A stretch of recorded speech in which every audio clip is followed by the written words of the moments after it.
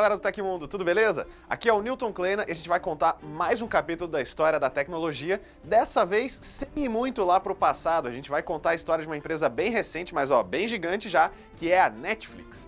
Hoje, muita gente não consegue se imaginar sem a Netflix, cancelou a TV a cabo por causa dela, passa madrugadas e finais de semana fazendo maratonas, mas você sabe de onde que surgiu a Netflix? Pois é, apesar de tão jovem, ela tem uma história que é muito bacana, cheia de reviravoltas aí, e a gente vai conhecer a história dela agora.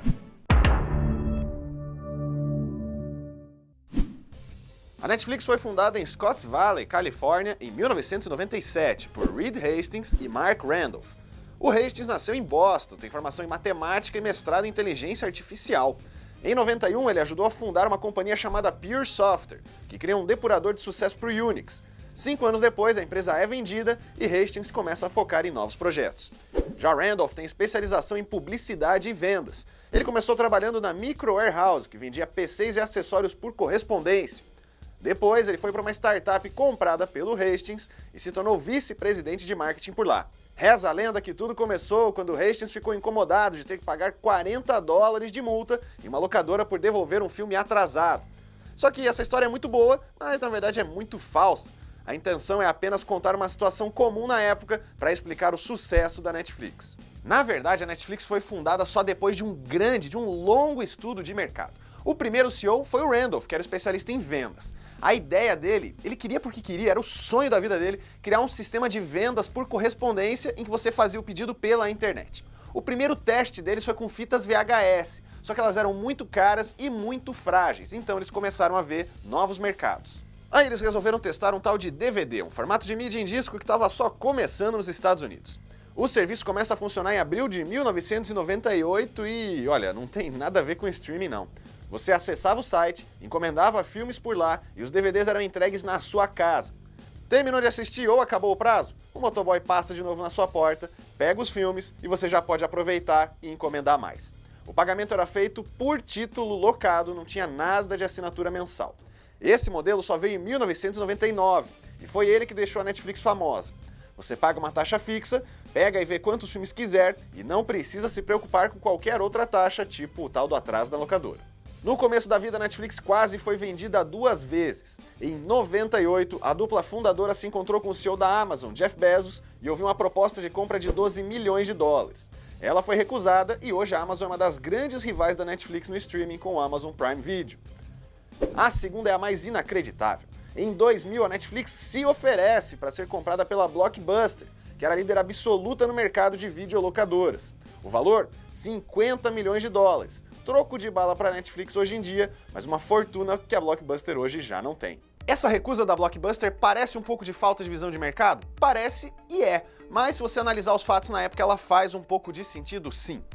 Na época, as vendas online que a Netflix oferecia era um mercado de nicho, você não tinha como saber se realmente aquele modelo de DVDs iria pegar e o streaming ainda não fazia parte dos serviços da Netflix. Além disso, a empresa não dava tanto lucro assim, então não seria uma compra certa como a gente falaria hoje em dia.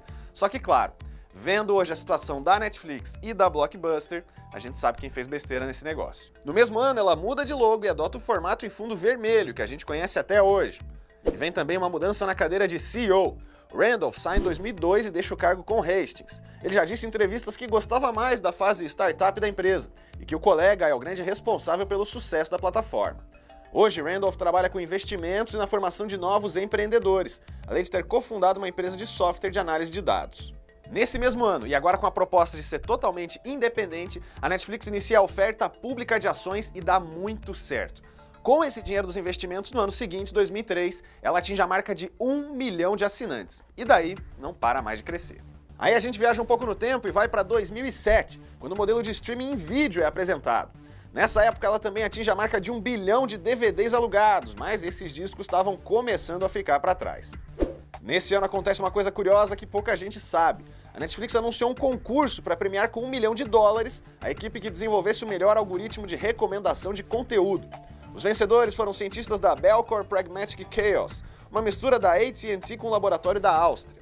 Esse algoritmo melhorava o da Netflix em pouco mais de 10%, mas no fim das contas ele nem sequer foi implementado. É que o concurso durou 2 anos e em 2009 a implementação já seria muito cara em termos de engenharia e o foco em streaming mudava todo o cenário. Mas isso não impediu a Netflix, que entrou na década seguinte a toda velocidade.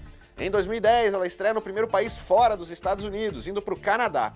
Hoje em dia, para você ter uma ideia, são mais de 190 países com o serviço disponível. Até hoje é difícil conseguir a aprovação do governo da China, enquanto as regiões de Coreia do Norte, Síria e Crimeia sofrem restrições do próprio governo norte-americano. Em 2008, a Netflix sofre o seu primeiro grande susto na parte técnica. O banco de dados sofre aí alguns problemas e a empresa fica 3 dias sem enviar novos DVDs para os seus assinantes.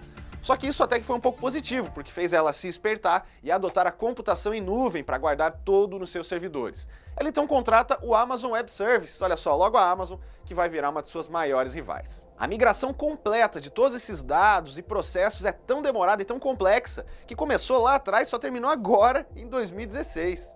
Na metade de 2011, a Netflix passa por uma mudança radical, que muita gente achou ter sido um erro. Ela se separa de vez do negócio de DVDs e deixa o nome Netflix como algo totalmente online por streaming. Já o serviço de envio de filmes e agora até games pelo correio passava a se chamar Qwikster, com W e K. Só que a divisão também significava que as contas seriam separadas e que os assinantes agora precisariam assinar a Netflix e o Qwikster para ter os serviços que antes eram um só. Em 2011, muita gente ainda não tinha o hábito do streaming e talvez nem mesmo uma boa conexão para isso. E como tudo ainda pode piorar, os preços aumentaram. Essa ideia de separação não durou um mês. Em uma postagem oficial no blog da Netflix, o CEO Reed Hastings pediu desculpas, falou que ia reparar o erro, ia rever toda a estratégia. Mas não deu muito certo não, viu? Porque naquela época centenas de milhares de norte-americanos não gostaram da decisão inicial e cancelaram o serviço de vez. Talvez eles tenham voltado agora, mas na época ficou bem feio para a Netflix. A empresa abandona então o nome separado, mas mantém o serviço de entregas em disco no domínio dvd.com. A primeira série de distribuição exclusiva da Netflix é Lilyhammer, que conta a história de um mafioso isolado em uma pequena cidade da Noruega. Já em 2013, estreia House of Cards, a maior aposta de investimento da empresa até o momento e o primeiro grande conteúdo original, inclusive em produção. Foram 100 milhões de dólares para 2 temporadas de 13 episódios cada. E nem precisa falar que deu certo, né? Essa foi a primeira série feita para o meio online que recebeu indicações das principais categorias do Emmy, ganhando 6, além de 2 Globos de Ouro. A Netflix também ficou famosa por salvar séries canceladas e dar uma segunda chance. Isso começou com a 4ª temporada de Arrested Development e também valeu para The Killing, 3 é Demais e Gilmore Girls. A última grande novidade até agora é um pedido antigo da comunidade. Depois de anos, no fim de 2016, ela finalmente libera o download de conteúdos para serem vistos offline, primeiro em tablets e smartphones e depois nos PCs. Antes disso, ela mudou o sistema de classificação de 5 estrelas para uma nota em positivo ou negativo. Mas claro que a Netflix já gerou muita polêmica. Para começar, os filmes originais não saem nos cinemas, o que irrita muitas distribuidoras e redes. Essas produções têm sido deixadas de lado em várias premiações tradicionais do cinema e a estreia em Cannes em 2017 foi com vaias. Além disso, a Netflix tem apostado muito, mas muito mais em conteúdo original. Ela tem criado mais séries e filmes feitos pela própria Netflix ou comprado os direitos de produções independentes. Um dos motivos é que o licenciamento de conteúdos de outras produtoras tem ficado cada vez mais difícil. Isso tem aumentado as críticas do público que não gosta tanto de algumas das produções originais e também pela falta de adição de algumas temporadas ou a retirada de séries. Um dos motivos disso, a Netflix criou o mercado de streaming e fez com que empresas tipo HBO e Fox criassem os próprios serviços e, claro, tirassem os conteúdos de lá.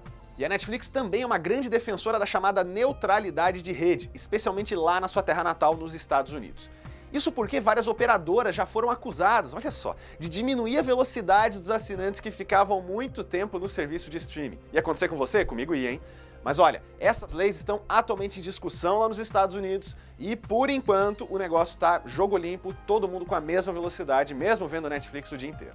E como é que o Brasil entra nessa história? Bom, a Netflix estreia por aqui em 5 de setembro de 2011. A empresa conquistou o público inclusive com uma ótima atuação nas redes sociais e algumas propagandas incríveis para a internet. Fábio Júnior, Valesca Popozuda, João Kleber e até a Xuxa já estrelaram comerciais que bombaram por aí. O faturamento em 2015 aqui no país já era de 1,1 bilhão de reais, superando até o de algumas emissoras nacionais de TV aberta. E a empresa está decolando também em nível mundial. Foram 2,64 bilhões de receita só nos 3 primeiros meses de 2017, e ela atualmente acumula nada menos que 94 milhões de assinantes. E é isso aí, pessoal. Essa é a história da Netflix, uma empresa super jovem que conseguiu rapidinho mudar o cinema, a internet e a televisão com seu sistema de streaming.